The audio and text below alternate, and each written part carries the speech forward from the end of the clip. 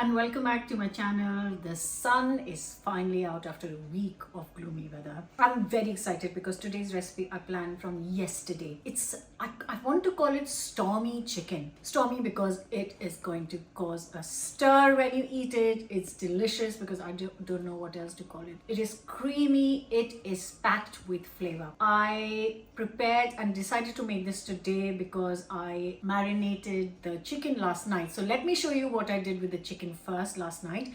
Before that, don't forget to subscribe, hit the bell button. Let's get cooking. Okay, so for the marinade, I have got here 200 grams of, you could use natural yogurt, you could use Greek yogurt. To be extremely honest, you can see there's two kinds of yogurts in here. I had some natural yogurt left and I've got some Greek yogurt. So you can mix it as well, is all I'm trying to say. You can use any kind of yogurt, but try and make it full fat because you want to have some fat in it. 200 grams of that goes in. To this we want lots of ginger and garlic. So I have got a good 6 to 8 cloves of garlic chopped up finely, and I've also got an inch piece of ginger chopped up finely.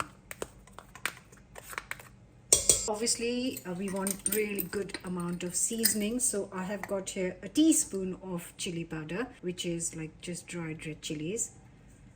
Next, a teaspoon of turmeric, a teaspoon of salt goes in, a teaspoon of garam masala. I'm going to add chaat masala, which is homemade. So I've got a teaspoon of chaat masala just for a little bit of that sour cake. And the last thing to go in is some ground cumin, 2 teaspoons of that. That's all the spices. And now 2 tablespoons of oil. Right now I'm using rapeseed oil because I haven't got any mustard oil left in the house. But you could use rapeseed oil, mustard oil, or any oil of your choice. But these two are really good. And then give it a good mix. It smells amazing, I have to say. Really, really good. For the chicken, I have got here 12 chicken thighs, and I have got them no skin and no bone because I'm going to be roasting this. Just going to neaten this up. I like to get rid of extra fat, but you can just chop it directly if that's not what you want to do. And then I am just going to cut them into like 1.5 inch size pieces, like this big. So I'm going to do that with all of them. So I've got the chicken ready now. So actually I just opened the bag of chicken and there were 14 chicken thighs, not 12, so my mistake. It's fine. This is one dish that never have any leftovers, as in there are leftovers, but we eat it for next day. So make sure that the marinade is coated really well, and because I have planned this in time, thankfully, this is going to go on with a lid into the fridge till tomorrow morning when I'm going to cook this. So this smells really like packed with flavor. Obviously it's got so many lovely things going on in here. Okay, so make sure coat it really well, lid on and into the fridge. So I am going to start the curry with a bowl of boiling water in a pan, and to this I'm going to add 6 whole tomatoes. But before I add the tomatoes, I'm just going to make a little slit because I'm going to peel the skin after it's boiled. Basically we need onions and double the quantity of tomatoes. I'm using 3 onions and 6 tomatoes.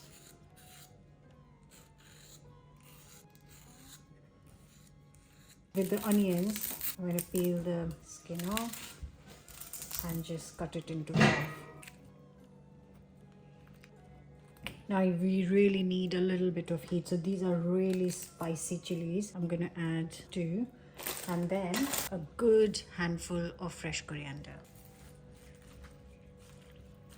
And one more thing to go in is 50 grams of cashew nuts.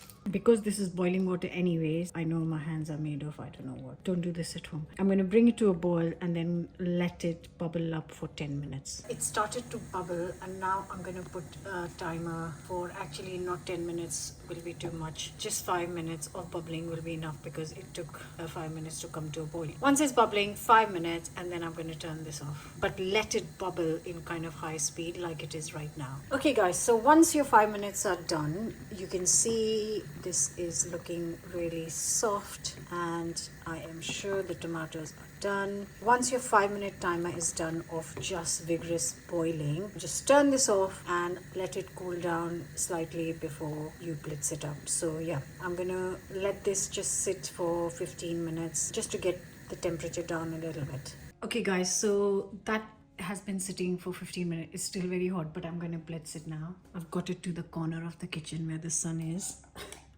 Because the rest of the kitchen doesn't have any sun right now. It's too hot even for me.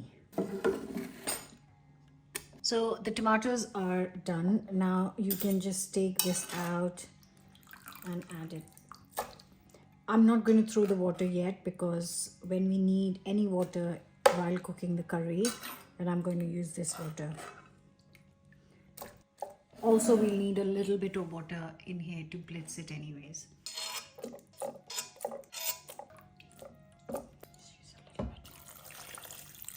Now blitz. Okay, one thing I did forget, apologies, is 5 to 6 garlic cloves that I should have added in the water while cooking, but I forgot, so don't worry. Just add it in here. If you are watching this video and going to make it, just add the garlic to the water when you're cooking everything else. Right, so start cooking this with a hot pan, a good glug of oil, because obviously I'm cooking bigger quantity, so I've got around 5 tablespoons of oil. And I am going to add puree into it. And I do want some really lovely, nice color in it. So I've got some Kashmiri chili powder. Now this is a milder chili powder. It adds less heat and more color. It's not like completely bland, so don't go crazy. But because the quantity is much, I'm going to add 2 teaspoons here.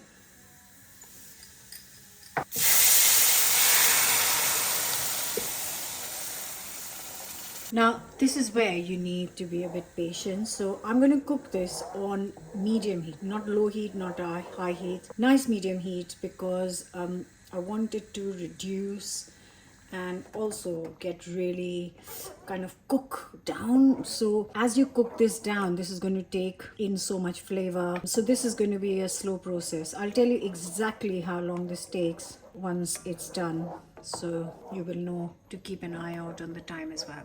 Right guys, so this has been cooking for 28 minutes so far, so almost 30 minutes.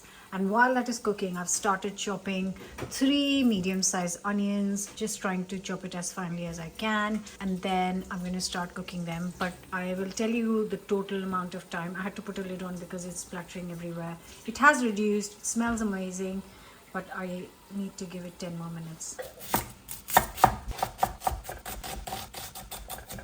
Just a little recap. So the tomato onions mixture has been cooking. I've chopped up the onions. I'm going to turn this hob on to cook the onions. Not to forget that turn your oven on to a nice 220C. Mine is fan, so it's going to get to 200. And I have just taken out the chicken from the fridge that I marinated last night. So that can kind of go into the oven, start cooking while the onions are cooking in 2 different pans. So now I've got the second pan on. The oven is on. I'm going to add just a couple of tablespoons of oil in here, and I'm also going to add some butter, because this is like a really nice rich curry. So a good kind of couple of tablespoons of butter can go in here. Maybe more than 2. See how generous you are feeling. Right, now I'm going to add a couple of whole spices. So I really want to add bay leaves, because this adds a lovely flavor. So 2 bay leaves. And I want cardamom, so good 4 to 5 cardamom cloves. Now I can add the onions. Now I'm going to cook this low and slow for 10 minutes. And while that is cooking, I am very quickly going to put the chicken into the oven. Now this has got absolutely everything we need. Don't need to add anything. It's got the oil, it's got everything. And this is going to go into the oven, not for long, because they're really small pieces, maybe 25 minutes. I'll keep an eye on it. There it is. So you can see that the batch of just the onions are looking perfectly golden. I am going to add 2-3 cloves of garlic and a small piece of ginger finely chopped up, and just give it one more minute to get this going. After that, I am going to add some lovely spices to this right now.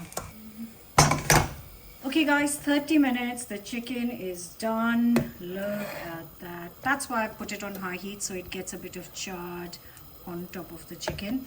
And now let me show you what I'm going to do with the curry. Right guys, so in the onion mix, I'm going to add a teaspoon of turmeric, teaspoon of salt, teaspoon of garam masala, and another teaspoon of Kashmiri chili powder. Now this needs a really nice good mix, and then I'm going to fetch the pan with the tomatoes. Look at that. Just look at that. So that onion mix goes into our tomato mix. And now I've got it on high heat because it's been off for a few minutes just to heat this through. Also going to add the chicken that we have right here. And if you remember, we've got that water left from the boiling of the veg. Just going to add a little bit. Now I just want this like properly boiling hot. So I'm going to cook this on really high heat to get everything nicely boiling. And I'm going to add 2-3 more things to this. So I'm going to add fenugreek leaves, dried fenugreek leaves, 2 tablespoons of this, and then I'm just going to crush it. Also going in is some double cream, so I would say around 50 ml. And then like a teaspoon of soft brown sugar, honey, whatever you want to use. Now this is boiling away nicely. It's time to give it a mix. That looks incredible.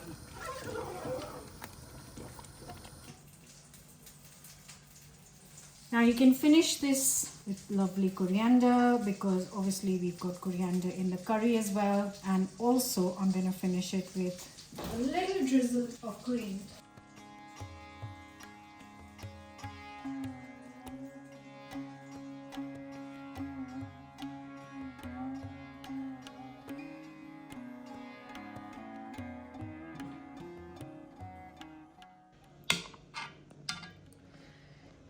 And I want to say, if you haven't noticed, I haven't got a spot of turmeric on my shirt. I know some of you have noticed in the past where I don't wear an apron. I'm not a big fan of apron. I don't like cook in my party clothes, but I often cook in white things, and yeah, I haven't got a spot of turmeric on my shirt. That is a win, I have to say. Right, let's get back to the curry. Stormy curry. I almost forgot what I named it. This chicken is moist, melt in your mouth. To be honest, I added green chili in the marinade. I added more, I know it was Kashmiri chili, so not very spicy. But I could do with a bit more heat. I think those 2 green chilies weren't very strong. That is incredible. Have it with naan, roti, paratha, chapati, rice, pulao, whatever you want. Whatever you do, please do give this a go. Like, share, comment, subscribe. And I'll see you back here with another new recipe very soon. Till then, bye.